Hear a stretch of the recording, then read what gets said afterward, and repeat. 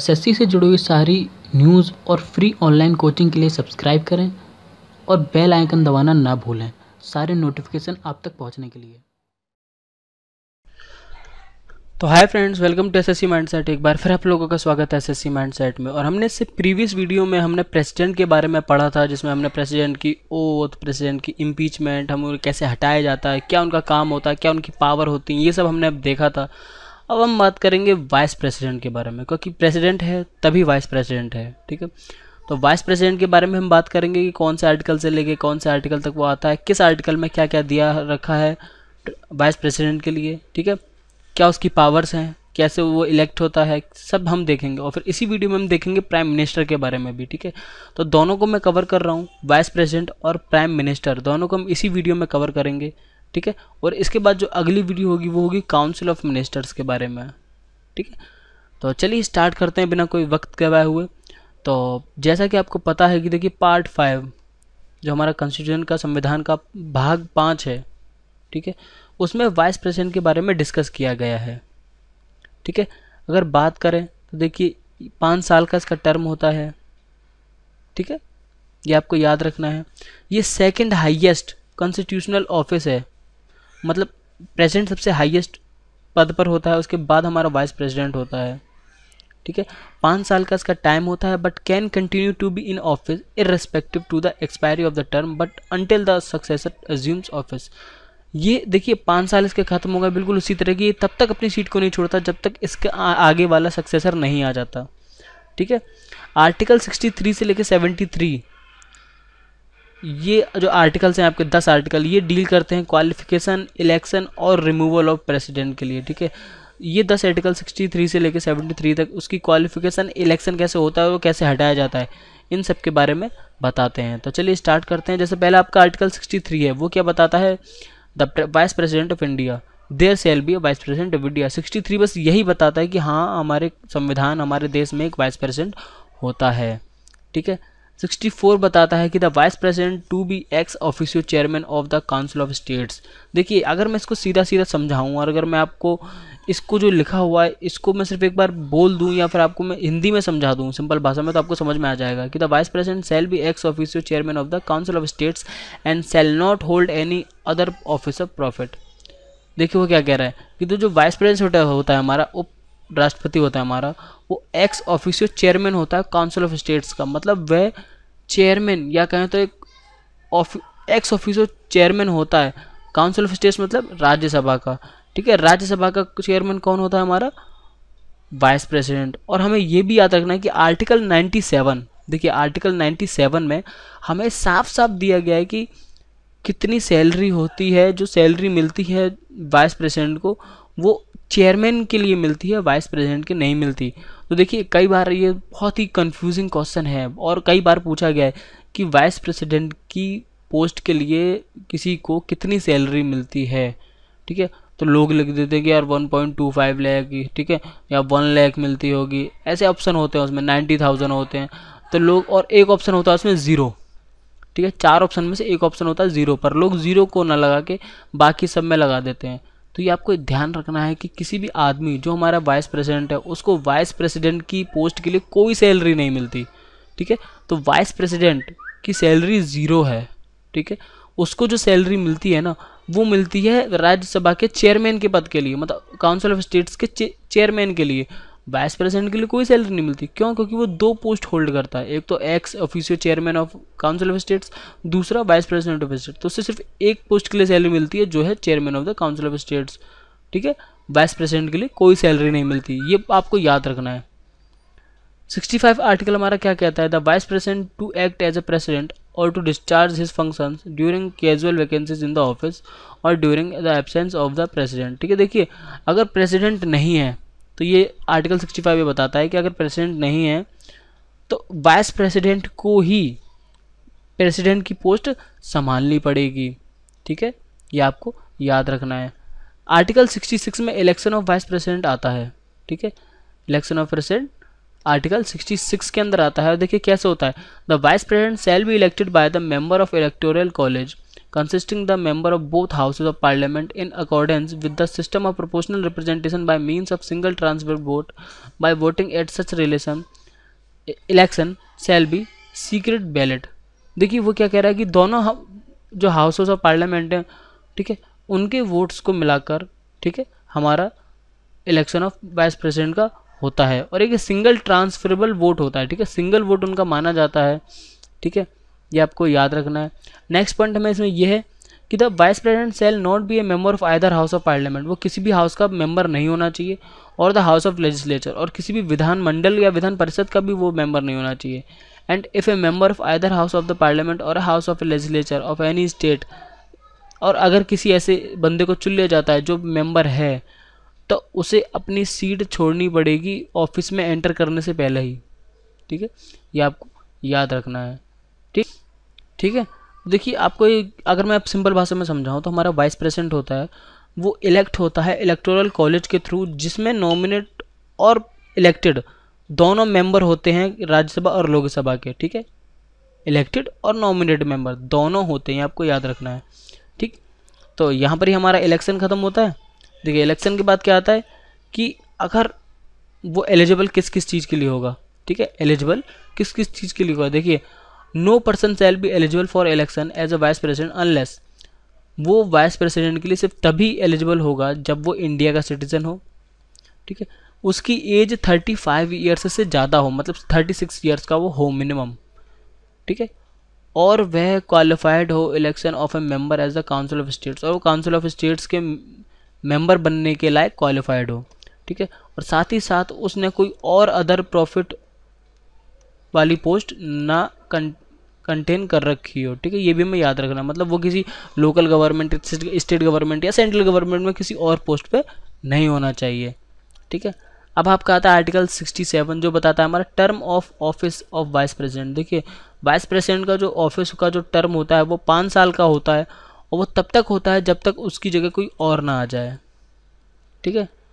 A vice president may by writing under his hand address to the president resign his office. देखिए अगर उसको छोड़ना है, अगर उसको अपनी पोस्ट छोड़नी है, तो वो अपना रेजिग्नेशन लेटर किसको देता है, राष्ट्रपति मतलब प्रेसिडेंट को देता है, ठीक है।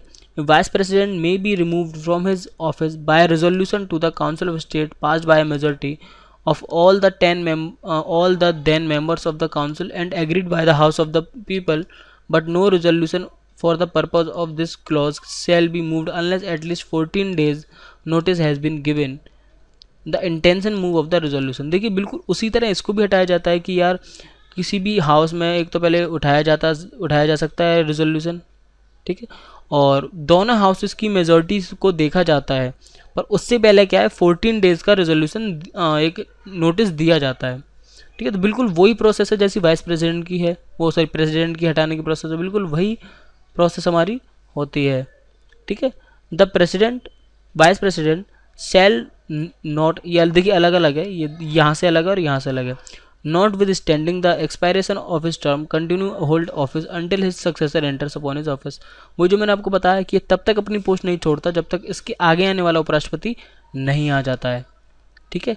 The time of holding election to fill vacancy in the office of vice president and term the office of person elected to fill casual vacancies, ठीक है। देखिए इसका मतलब क्या है, अगर मैं आपको बताऊँ जो आर्टिकल 68 है हमारा, वो क्या कह रहा है कि an election to fill a vacancy cause the expiration of the term, ठीक है, बिल्कुल वही बता रहा है जो मैंने आपको अभी ऊपर बताया ना कि देखिए जो उसकी एक्सपायरेशन है उसके टर्म का, ठीक है, वह तब तक चलता है, वो तब तक अपनी इस पोस्ट को होल्ड रखता है जब तक कोई पर्सन इलेक्ट होकर नहीं आ जाता है, ठीक है, उसकी जगह नहीं आ जाता है, तब तक वह उसका जो वो है प्रोसेस वो चलता रहेगा। देखिए ओथ और affirmation of the vice president, देखिए अगर ओथ की बात करूँ उसकी शपथ, तो उसकी वाइस प्रेसिडेंट को जो शपथ है वो कौन दिलाता है, प्रेसिडेंट, राष्ट्रपति शपथ दिलाता है हमारे वाइस प्रेसिडेंट को, ठीक है। नेक्स्ट हमारा आर्टिकल 70 बोलता है कि discharge of presidents function in other contingency. देखिए पार्लियामेंट में take such provision as it think it fit the discharge of the function of the president in the any contingency not provided for in this chapter, ठीक है।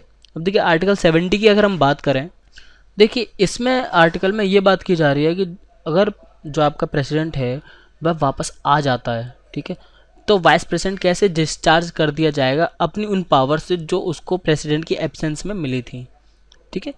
उसके बाद आता है आपका article 71, matters related to और connected with the election of the president or vice president, ठीक है। अब देखिए कई सारे मैटर होते हैं जो हमारे इलेक्शन के थ्रू बीच में आते हैं प्रेसिडेंट और वाइस प्रेसिडेंट के बीच में। All doubts and disputes arising out of an connection with the election of the president and vice president shall be inquired into the decided by the Supreme Court whose decision shall be final। देखिए अगर कोई भी issues आते हैं election के बीच में vice president और president के इलेक्शन के बीच में, तो उनको सॉल्व करने का जो हक होता है वो सुप्रीम कोर्ट के पास होता है और उनका डिसीजन फाइनल होता है, ठीक है। If the election of a person as a president or vice president is declared by void by the supreme court, act done by him in the exercise and perform of the powers and duty of the office of the president or vice president as the case may be। देखिए इतना लंबा पढ़ने का कोई reason नहीं है, सीधा सीधा वो ये बता रहा है कि मान लीजिए अगर कोई प्रेसिडेंट और वाइस प्रेसिडेंट के पद के लिए खड़ा हुआ और वह जीत गया, ठीक है, पर बाद में अगर इन्वेस्टिगेशन में पता चलता है कि जो इलेक्शन हुए थे वो गलत थे, ठीक है, वो फर्जी थे, तो सुप्रीम कोर्ट के पास पावर है उसकी पोस्ट को कैंसिल करने का, इनवैलिड करने का और दोबारा से इलेक्शन कराने का, ठीक है। The subject to the provision of the constitution parliament में be law regulate any matter relating or connected to with the election of the president or vice president, ठीक है। देखिए संविधान में पार्लियामेंट को ये पावर दी गई है कि ठीक है वो इलेक्शन करा सकते हैं, ठीक है, जो सब्जेक्ट उसका है वो करा सकते हैं, पर बाकी जो पावर्स हैं हमारे इलेक्शन के बीच टाइम की वो सब हमारा सुप्रीम कोर्ट के पास होता है, ठीक है। The election of a person as a president or vice president shall not be called in question on the ground of the existence of any vacancies for whatever reason among the members of the electoral college elected him. देखिए अब वो क्या कह रहा है कि जो भी इलेक्शन में खड़ा हुआ है आदमी प्रेसिडेंट और वाइस प्रेसिडेंट, ठीक है, हम उस के ग्राउंड लेवल के या फिर कहें उसकी जो कोई भी वैकेंसीज है उसके खिलाफ कोई सवाल नहीं उठा सकते। क्यों? क्योंकि हम जो हैं वो एक इलेक्टोरल कॉलेज के अंडर मेंबर हैं, ठीक है, हम उसके सिर्फ एक मेंबर हैं, हमें सिर्फ वोट देने का हक है। अगर हम कोई फैसला नहीं ले सकते ना हम कुछ उसमें कर सकते हैं, क्योंकि वो सारा हक हमारा सुप्रीम कोर्ट के पास रहता है, ठीक है। The prime minister of India, देखिए अब जो आपका आ रहा है वो है prime minister of India. Vice president का मैंने आपको बता दिया, ठीक है, जितना भी इंपॉर्टेंट चीज़ें थी। अब हम बात करेंगे प्रधानमंत्री के बारे में। मेरे ख्याल से ये सबसे इम्पोर्टेंट या सबसे पावरफुल पोस्ट है पूरी इंडिया में, चाहे वो प्रेसिडेंट हो चाहे वाइस प्रेसिडेंट हो, उनसे ज़्यादा पावरफुल पोस्ट हमारी प्राइम मिनिस्टर की होती है, ठीक है। तो आगे बढ़ते हैं। देखिए prime minister has a special status in both government and in parliament, ठीक है, दोनों पार्लियामेंट में चाहे हमारा गवर्नमेंट में, दोनों में एक स्पेशल उसकी जगह होती है। दिस मेक्स हिम और हर मोस्ट पावरफुल फंक्शनरी, ठीक है, सबसे ताकतवर फंक्शनरी है ये हमारे देश की, ठीक है। उसकी पोजीशन और उसकी पर्सनैलिटी के बारे में बात करें, आर्टिकल 75 में प्राइम मिनिस्टर को अपॉइंट करने का डिटेल दिया हुआ है और उसे अपॉइंट कौन करता है?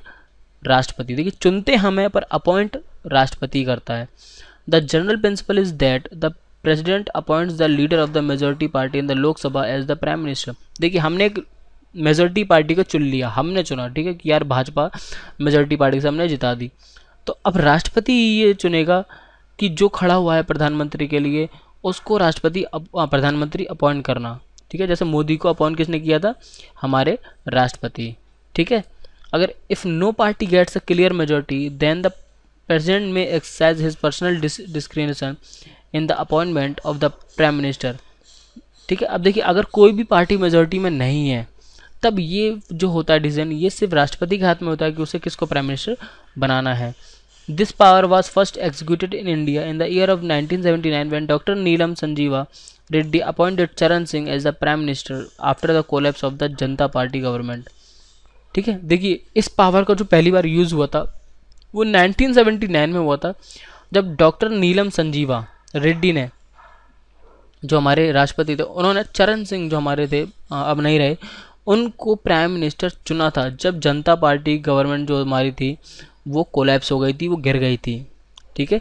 ये आपको याद रखना है। A minister may be a member of either house of the parliament, और जो इसके अंडर जो मिनिस्टर आता है वो किसी आयदर हाउस मतलब लोकसभा चाहे राज्यसभा का मेंबर होना चाहिए। अगर टर्म की बात करें तो इसका टर्म है जो वो फिक्स्ड नहीं है, ठीक है। प्राइम मिनिस्टर का जो टर्म होता है वो फिक्स्ड नहीं है, ठीक है। वह तब तक अपने ऑफिस में रहता है जब तक हमारा प्रेसिडेंट चाहता है, ठीक है। वैसे तो 5 साल का ही होता है, देखिए 5 साल में अगर वो ख़त्म हो जाता है तो उसको हटा दिया जाता है, पर अगर राष्ट्रपति चाहे तो वो पहले भी हटा सकता है, ठीक है। इसलिए हम कह रहे हैं कि फिक्स नहीं है। वैसे नॉर्मली 5 साल का टर्म होता है इसका। The prime minister holds the office during the pleasure of the president, ठीक है। As long as the prime minister enjoys the majority support in the Lok Sabha he can not be remove by the president. अब देखिए ये चीज़ और आप बता दी कि अगर मेजोरिटी के साथ प्राइम मिनिस्टर पार्लियामेंट में बना हुआ है, मेजोरिटी उसके साथ है, तो उसे प्रेसिडेंट भी नहीं हटा सकता। अगर मेजोरिटी नहीं है उसके साथ तो उसे वो हटा सकता है, ठीक है। ये बात आपको याद रखनी है। नेक्स्ट देखिए, the salary and allowances of the prime minister are determined by the parliament from time to time he gets the salary and allowances that are payable to the member of parliament.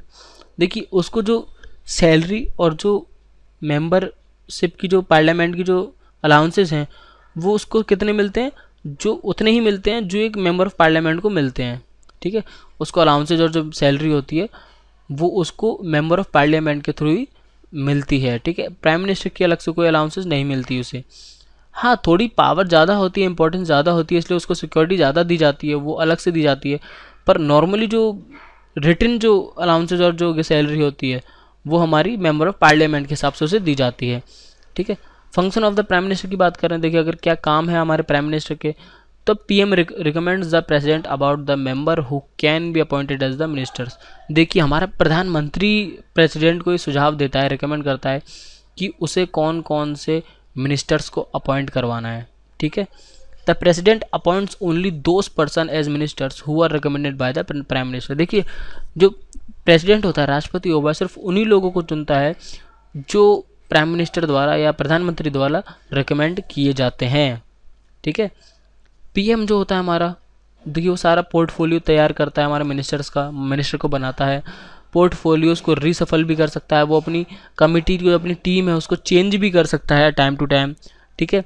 Ministers को resign भी दिलवा सकता है, resign के लिए पूछ सकता है वह, ठीक है। मिनिस्टर को या हटवा भी सकता है वो राष्ट्रपति से कह के, ठीक है। राष्ट्रपति हटा सकता है अगर पीएम एडवाइस दे तो, ठीक है।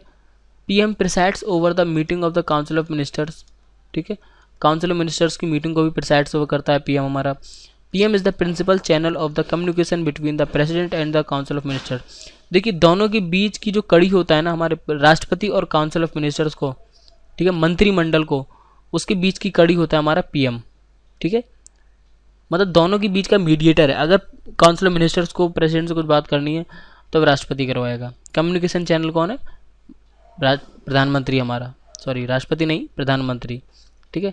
आर्टिकल 78 की बात कर रहे थे, it shall be the duty of the prime minister to communicate the president on all decision of the council of ministers relating to the administration to of the affair government of the proposal. देखिए वही जो ऊपर में बताया कि जो communication channel है हमारा प्रधानमंत्री, राष्ट्रपति और काउंसिल ऑफ मिनिस्टर मतलब मंत्रिमंडल के बीच में, ठीक है, ये हमारा आर्टिकल 78 में लिखा गया है, ठीक है।